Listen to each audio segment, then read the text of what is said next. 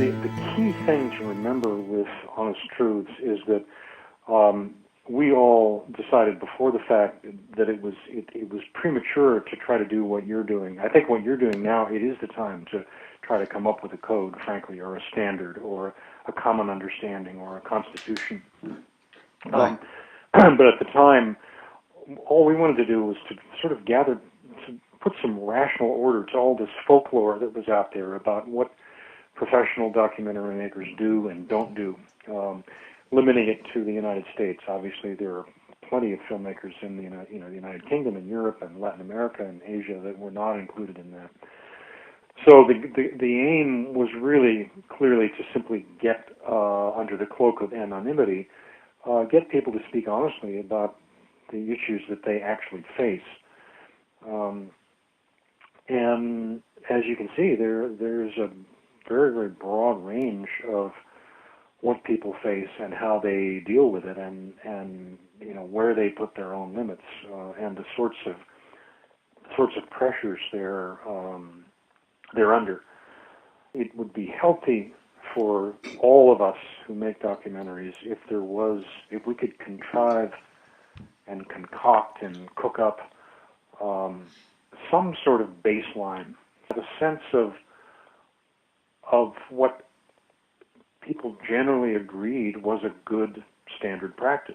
What was a good, commonly agreed upon set of methods and practical ethical methods that would make our whole enterprise more healthy. Yeah. The problem, frankly, is that well, I mean, there are lots of problems, but one is that I'm troubled by the slow erosion of trust in documentary.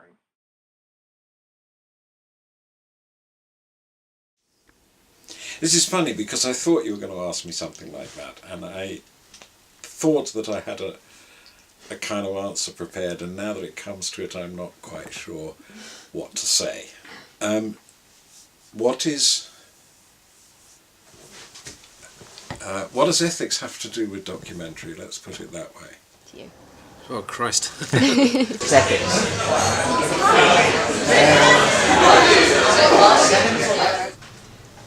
Well, ethics is a contract you have with your contributors that you're not misleading or misrepresenting them, and to that degree it's collaborative. They have to trust that it's your vision, and editorial control lies with you as the director and the editorial team, but there is a contract of not misrepresenting or twisting your intention or the output to the viewer, to the contributor.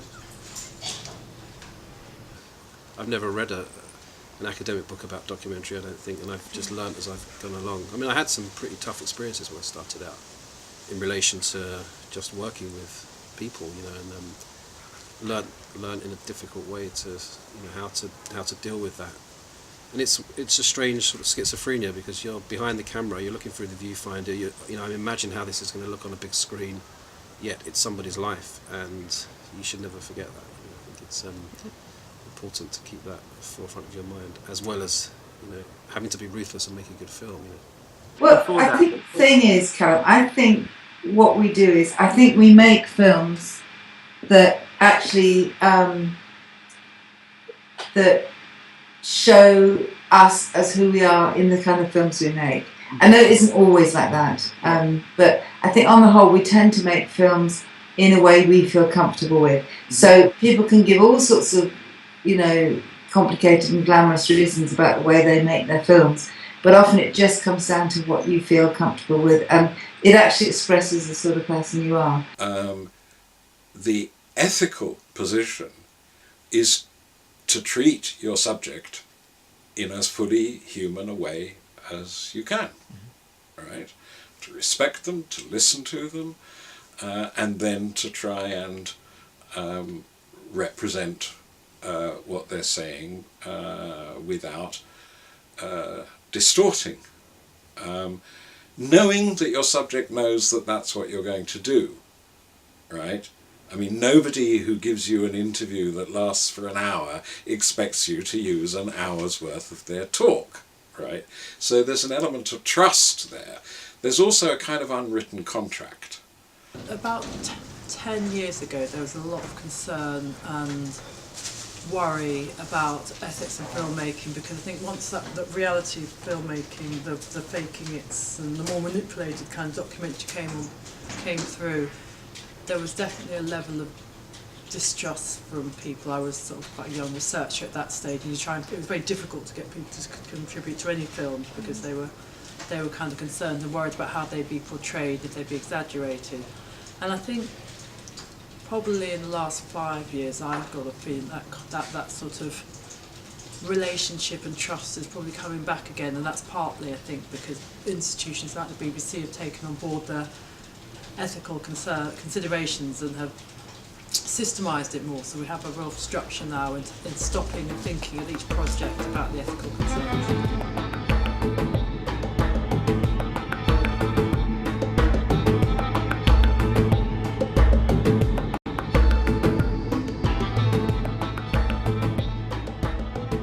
And the kind of way I like working is I don't really like asking people to do things or controlling situations. So I feel much happier in making films where you're fitting in with what's already there and you're allowing things to unfold in front of your eyes. It suits my style to be a bit more fly in the suit than fly on the wall. As I like to you know, when I'm casting a film and looking for a character to tell a story in a country, I'm looking for someone who's capable of my participation in the process. I know I'm at some point going to get involved. When I made Lift, it was my first film, but not my first filming experience. So I was relatively sort of kind of, you know, new to the whole thing, and when I found out that he'd killed himself, I immediately felt some kind of guilt. What's been on your mind today?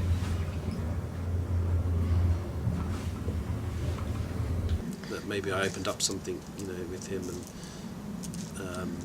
and maybe I did. You know, maybe him talking about that did open up something. I mean, he didn't jump out of his balcony like, you know, immediately after. It was some months after. Mm-hmm. I was interested to ask you what you remember about your childhood. What was your best memory from childhood? There was a recorder competition in front of an audience, and I was the only boy apparently. There were loads of girls. But, you know, ultimately, we had a quite sort of brief relationship because of the nature of the project. I mean, with other people I got to know a little bit more, but he was very private. He told me that story outside the lift first of all, and then I asked him if he'd tell me again inside the lift, and he sort of told it almost exactly the same. Mum and Dad were both religious. They were Christians, and both of them were very special. They died in '98. Both of your parents? Both of them, yeah. Do you mind my asking how they died? Yeah, my father died of a heart attack, and my mother died of septicemia. And that all happened in the space of a year? Or? That happened in the space of 2 months. Yeah. But with people that you're with more often, then there is a much more follow-up, and you establish a relationship with them, you kind of find out what's going on with them after the film's finished. There's, in terms of like structured aftercare, it's really difficult if you're making these films independently and you don't have huge resources. But I remember working on projects at the BBC where they would, partly to protect themselves, partly in a cynical way, make sure there was aftercare in case there was any comeback on the BBC. When filming vulnerable people. But the way I judge that now in a different way, because I wouldn't film with somebody that I felt was so vulnerable that it might really open up some bad things.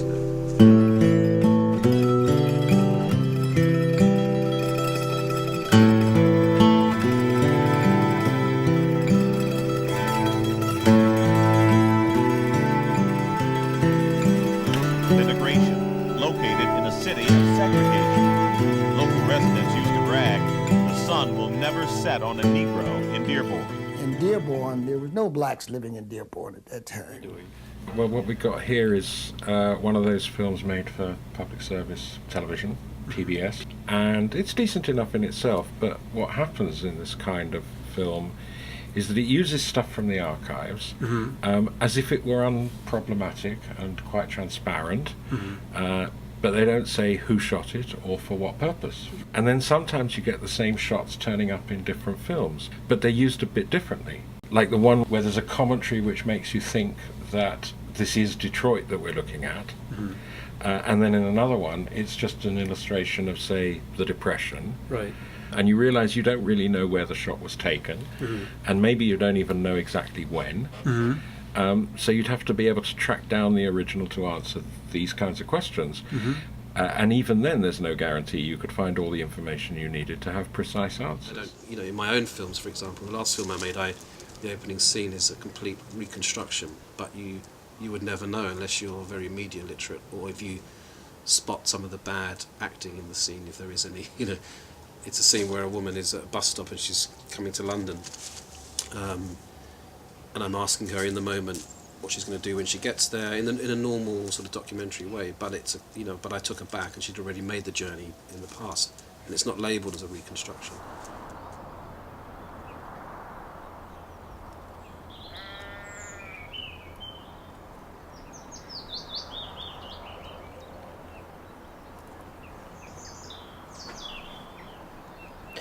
Have you got somewhere to stay when you arrive this evening? Yeah, gonna stay in a hostel. For me, there's an emotional truth in this, and that's more important than the factual truth of whether she's making the journey on that day or not. And I don't particularly care if somebody's getting confused about it, because it's not a lie that's big enough to warrant for me or to raise any ethical problem. I really want them to be there, not sanitised 9 o'clock news. I want them there, and I want the blood and the brains exploding. I want them to see it really as it is.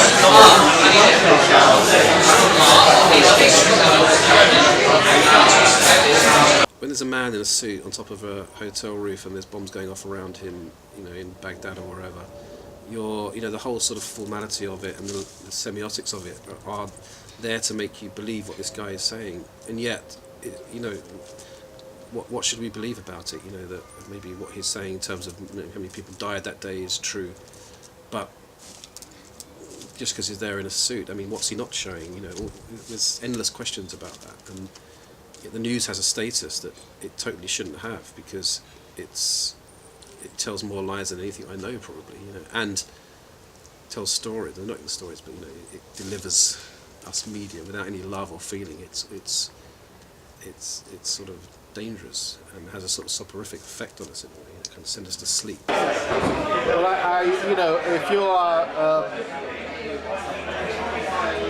if you're the BBC News, you've got usually these ex-SAS guys that are looking after you, being paid £1,000 a day in Iraq or wherever. But if you're documentaries and you freelance, you've got nobody. So there's two terms. There's a hard target and a soft target. The hard targets are the people with the budgets for the big armoured vehicles with bulletproof glass, and you SAS guys with Kalashnikovs or whatever. Or soft targets are, you just go out and you kind of have a beard, grow a beard and look local, I'm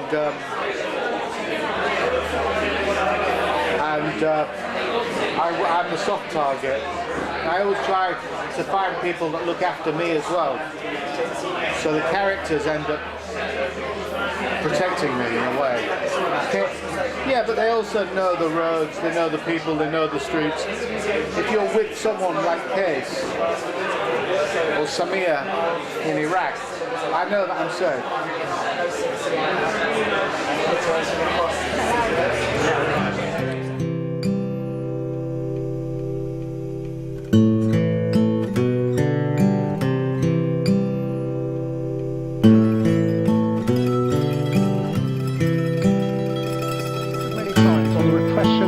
Protest by the Assad regime in Syria. But last week, that repression came rather closer to home.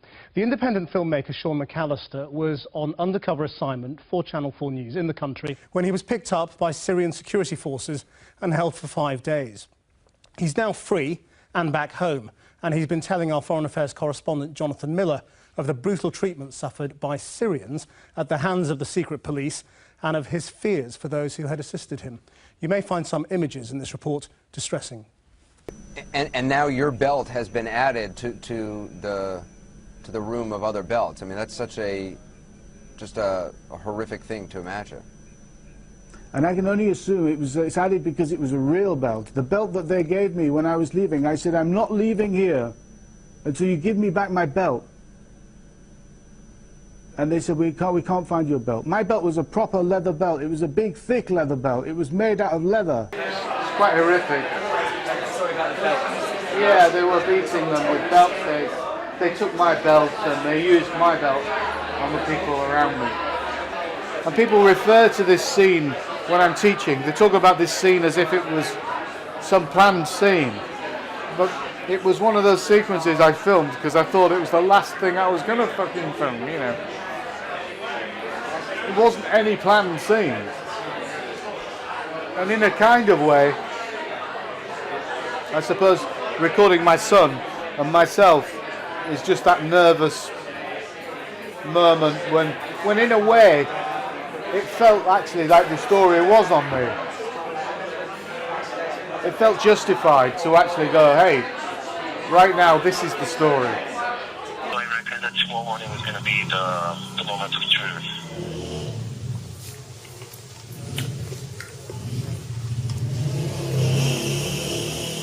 I don't know. I mean, half of me thinks carry on, and the other half of me.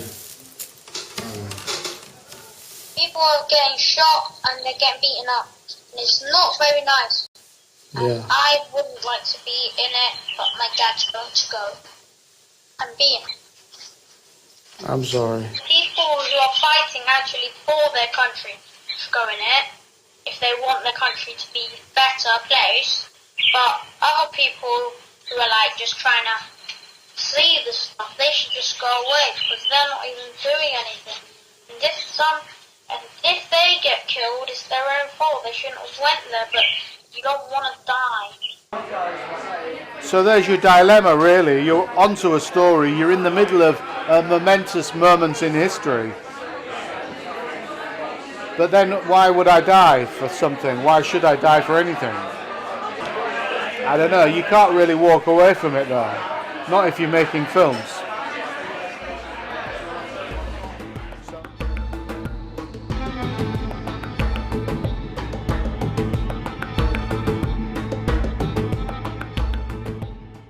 When do you believe the camera should be turned off?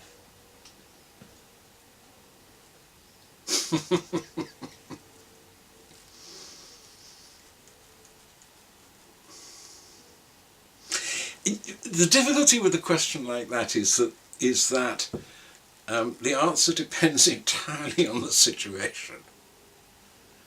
Yeah? More and more I tend to meet people and we tend to get on, you know, and that's how I would. So it's not actually ever a question of persuading people to give their consent. They're often the ones driving the film, and they're often the ones that are, they're really, really happy to be in the film, and they want the film made as much as I do. Well, I mean, I don't have too many of those situations, but recently, well, I mean, if I think of the Road film, and there's the scene with Billy, the Irish alcoholic, and I'm filming him in his kitchen, and he's shaking, and he's very fragile. Everything was fine in that scene, in the sense because he wasn't in a terrible way. It was quite familiar to him. He would go through these detoxes. But if something would have happened, if he collapsed, for example, in that scene, I mean, then you're in a very interesting situation, and I would never film it because it would immediately feel, I would lose. I would have lost myself the justification for it, and therefore I think everybody else would lose that too. I mean, when do you believe the camera should be turned off? For instance, when do you say, no, I can't film this? Well, you turn the camera off when the contributor says turn it off. That simple? Yeah. Okay. Yeah, absolutely. Yeah. I would turn it off, and I would, if you want to have an ongoing conversation about persuading them to turn it back on, you do that. Yeah. And the contributor's saying to you, I don't feel comfortable with you filming. I think you can only film that conversation for so long before it actually becomes unfair. Okay. I mean, I think it's legitimate to signpost that the person does not want to talk about that subject, but only so far. I think the tide's turning again. I think it was getting out of control with the self-shooting cameras, and I think people weren't being very ethical. But I think actually people are understanding the need to take more responsibility these days because the material is going to get out there and have a global audience. So I'm kind of feeling more optimistic about the compatibility and the responsibility that filmmakers are taking towards ethical filmmaking. Okay. I long for a universal ethical principle. There obviously is no universal ethical standard now, and that, to me, is a problem.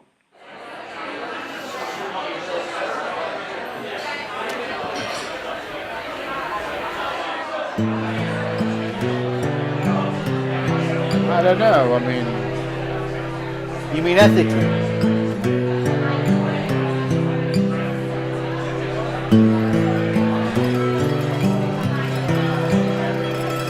I try to film anything I can, really. I always like to get naked with the people I film, if possible. I mean, naked in I like to film them sleeping, waking up.